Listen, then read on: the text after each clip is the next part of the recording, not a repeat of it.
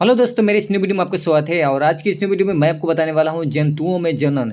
ये जो चैप्टर होने वाला है वो है 8 क्लास का बायोलॉजी का चैप्टर जंतुओं में जनन। और इसी से मैं ऑब्जेक्टिव बताने वाला हूं जो कि आपको दिख रहा होगा। नर और मादा युग्मक मिलकर क्या बनाते हैं? तो नर और मादा युग्मक मिलकर युग्मनज बनाते हैं। अगले क्वेश्चन की ओर बढ़ते हैं। अगला क्वेश्चन है कि आंतरिक निषेचन होता है किसमें होता है? तो मादा के शरीर में आंतरिक निषेचन होता है। अगला क्वेश्चन देखते हैं। अगला क्वेश्चन है मादा युग्मनज तथा नर युग्मनज के संयोजन की विधि कहलाती है? तो निषेचन कहलाती है। अगला क्वेश्चन है वे जंतु जो सीधे शिशु को जन्म न देकर अंडे देते हैं उन्हें क्या कहते हैं? तो अंड प्रजक कहते हैं। उसको हम क्या बोलते हैं? तो अंड प्रजक बोलते हैं। देखते हैं अगला क्वेश्चन। अगला क्वेश्चन है एक युग्मनज में पाए जाने वाले केंद्रकों की संख्या होती है तो कितनी होती है? तो एक होती है। देखते हैं अगला क्वेश्चन, क्वेश्चन नंबर 6। जो जंतु अपने शिशु जैसे जो जंतु अपने जैसे शिशु को जन्म देते हैं उसे क्या कहते हैं? तो उसे जरायुज कहते हैं। उसे क्या कहते हैं? तो जरायुज कहते हैं। देखते हैं अगला क्वेश्चन। अगला क्वेश्चन है मुकुलन द्वारा जनन निम्न में होता है किसमें होता है? मुकुलन द्वारा जनन निम्न में किसमें से होता है? तो इसका राइट आंसर है वो है हाइड्रा। अगला क्वेश्चन देखते हैं। अगला क्वेश्चन है हाइड्रा में जनन की विधि है, कैसी विधि है? तो हाइड्रा में जनन की जो विधि है वो है मुकुलन। अगला क्वेश्चन देखते हैं 9। अमीबा में किसी विधि द्वारा जनन होता है? किस विधि द्वारा जनन होता है? सॉरी, किस विधि द्वारा जनन होता है? अमीबा में किस विधि द्वारा जनन होता है? तो इसका ऑप्शन है राइट ऑप्शन है बहुविभाजन द्वारा।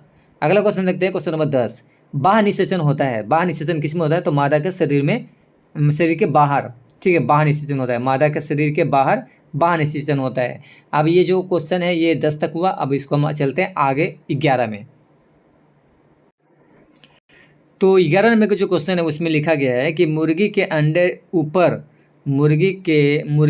के ऊपर क्यों बैठती है? मुर्गी है जो अंडे के ऊपर क्यों बैठती है? बहुत ही इंटरेस्टिंग क्वेश्चन ये। तो उष्मायन के लिए। किसके लिए? तो उष्मायन के लिए। तो चलो अगला क्वेश्चन देखते हैं। अगला क्वेश्चन है किसके अंडे कवच से ढके नहीं होते हैं? तो जो मेढक के अंडे होते हैं वे कवच से ढके नहीं होते हैं। अगला क्वेश्चन है कोशिका के सामान्य संघटक किस में पाए जाते हैं? तो इसका राइट आंसर है शुक्राणु में। देखते हैं अगला क्वेश्चन। अगला क्वेश्चन है निषेचन जो मादा के शरीर के अंदर होता है क्या कहलाता है? तो आंतरिक। ठीक है, क्या कहलाता है? वो आंतरिक कहलाता है। अगला है भ्रूण की, मतलब भ्रूण नहीं होगा यहाँ पर, भ्रूण होना चाहिए। भ्रूण की वह अवस्था जिसमें सभी शारीरिक भागों की पहचान हो सके वह क्या कहलाता है? वह कहलाता है गर्भ। अगला क्वेश्चन है जंतुओं में निषेचन किस में होता है? तो जंतुओं में निषेचन किसमें होता है? जल, भूमि, घास या नदी। ठीक है, जंतुओं में निषेचन किस में होता है? तो जल में। अगला क्वेश्चन देखते हैं अंड प्रजक जंतु कौन है? तो अंड प्रजक जंतु जो है वो तीनों है, यानी मेढक भी है, छिपकली भी है और मुर्गी भी है। देखते हैं अगला क्वेश्चन। अगला क्वेश्चन है कोशिका के प्रत्येक भाग में क्या होता है? तो जनन होता है, केंद्रक होता है, खंडन होता है, या उपरोक्त सभी। तो इसमें से राइट आंसर है सभी। ठीक है, तीनों आंसर इसका राइट आंसर है। अगला जाति की निरंतरता को बनाए रखने के लिए क्या आवश्यक है? तो इसका राइट आंसर है जनन आवश्यक है। अगला एक ही जनक नए जीव को जन्म देते हैं उसे क्या कहते हैं? तो उसे अलैंगिक कहते हैं। एक ही जनक नए जीव को जन्म देते हैं तो उसे क्या कहते हैं? अलैंगिक कहते हैं। देखते हैं अगला क्वेश्चन, क्वेश्चन नंबर 1 से देखेंगे अब। तो इसके जो अगला क्वेश्चन है वो है इनमें से कौन से परिवर्तन यौवन आरंभ के दौरान नहीं होते हैं? तो इसमें राइट आंसर है, इसका राइट आंसर है रजनोवृत्ति। ठीक है, यौवन आरंभ के दौरान नहीं होता है तो क्या होता है? तो रजनोवृत्ति। अगला क्वेश्चन है कि यौवन अवस्था प्रारंभ के साथ ही पौरुष हार्मोन स्रावित होता है उसे कहते हैं? तो उसे कहते हैं टेस्टोस्टेरोन। अगला क्वेश्चन निम्न में कौन सा गुणसूत्र शिशु का लिंग नर निर्धारण करता है? तो XY। अगला क्वेश्चन है लड़कों के गले में उभरा हुआ भाग कहलाता है? लड़कों के गले में उभरा हुआ भाग कहलाता है तो एडम्स एप्पल या कंठमणि। अगला क्वेश्चन देखते हैं मनुष्य की कोशिका के केंद्रक में कितने जोड़े गुणसूत्र पाए जाते हैं? तो 23 जोड़े पाए जाते हैं। कितने जोड़े? तो 23 जोड़े। पीड़ित व्यक्ति से स्वस्थ व्यक्ति में एड्स फैल सकता है खून चढ़ाने से। किसके चढ़ाने से? खून चढ़ाने से। अगला है निम्न में कौन नर जनन हार्मोन है? तो टेस्टोस्टेरोन एक नर जनन हार्मोन है। अगला क्वेश्चन है जन्म लेने वाले शिशु के लिंग निर्धारण के लिए जिम्मेवार कोशिका की संरचना को कहते हैं, तो गुणसूत्र कहते हैं। अगला क्वेश्चन है किशोरावस्था की उम्र होती है, तो 11 से लेकर 19 वर्ष तक की किशोरावस्था की उम्र होती है। अगला स्त्रियों में होने वाले मासिक स्राव मतलब मासिक स्राव की सामान्य विधि अवधि क्या होती है, कितने दिन पे, मतलब कि, तो इसका राइट आंसर है 28 दिन। देखते हैं अगला क्वेश्चन। तो अगला क्वेश्चन है कि कितने उम्र तक को शैशवावस्था कहा जाता है, तो 0 से लेकर 5 वर्ष तक जो उम्र होता है उसे शैशवावस्था कहते हैं। अगला क्वेश्चन है निम्न में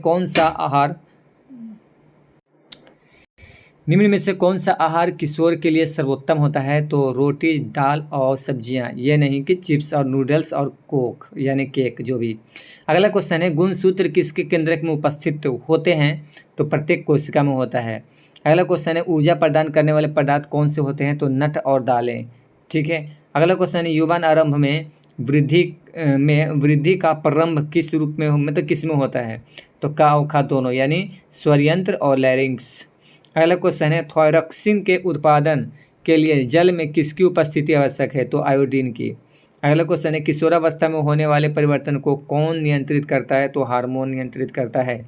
अगला क्वेश्चन है लौह प्रचुर खाद्य पदार्थ कौन से हैं, तो उपरोक्त सभी पत्तेदार सब्जियां, गुड़ और संतरा और आंवला। अगला क्वेश्चन है किसी भी व्यक्ति के शरीर को स्वस्थ रखने के लिए किसकी आवश्यकता होती है, तो विटामिन की आवश्यकता होती है। अगला क्वेश्चन है ग्रंथियों को अधिक क्रियाशीलता के कारण व्यक्तियों में क्या हो जाता है, तो वो इसका राइट आंसर तीनों है, यानी चेहरे पर प्रभाव, फुंसियाँ या मुहासे इत्यादि। देखते हैं अगला क्वेश्चन। तो अगला जो क्वेश्चन है उस राशि का नाम बताएं जिसका मात्रक न्यूटन होता है, तो उसका राइट आंसर है बल। अगला क्वेश्चन है निम्नलिखित बलों में कौन सा संपर्कित बल है, तो घर्षण बल है जो संपर्कित बल है। अगला क्वेश्चन है कुएं से पानी खींचना कैसा बल है, तो अभिकर्षण बल है। अगला क्वेश्चन है पृथ्वी प्रत्येक वस्तु को अपनी ओर आकर्षित करती है, इस आकर्षण बल को कहते हैं, तो गुरुत्व बल कहते हैं। अगला क्वेश्चन है प्रति इकाई क्षेत्रफल पर लगने वाला बल को क्या कहते हैं, तो दाब कहते हैं। अगला क्वेश्चन है दरवाजे को धक्के देने पर कैसा बल लगता है, तो अपकर्षण बल लगता है। अगला है शुष्क मौसम में बालों में कंघी करने पर वह बिखर जाता है, इसके लिए बल उत्तरदायी होता है, तो स्थिर वैद्युत बल। मतलब कौन सा बल उत्तरदायी होता है, बल का मात्रक है तो न्यूटन है, बल का मात्रक क्या है, तो न्यूटन है। अगला क्वेश्चन है दाब का मात्रक क्या है, तो दाब का जो मात्रक है वह है पास्कल और न्यूटन प्रति वर्ग मीटर दोनों। ठीक है, राइट आंसर है। और एक 10 वाला लास्ट आंसर है बैलों द्वारा गाड़ी को खींचना किस बल का उदाहरण है, तो ये है पेशीय बल का उदाहरण। तो ठीक है, आज के लिए इस वीडियो में इतना रह देते हैं, मिलते हैं नेक्स्ट वीडियो में। पूरा का पूरा इसमें आपको 50 क्वेश्चन हो गया होगा, और आप काउंटिंग देना तो लगातार देना, ताकि टेस्ट देने में प्रॉब्लम ना हो, जांचने में प्रॉब्लम ना हो। ठीक है, थैंक यू। वीडियो लाइक कर देना, चैनल को अगर चैनल पर नए होंगे तो सब्सक्राइब जरूर कर लेना।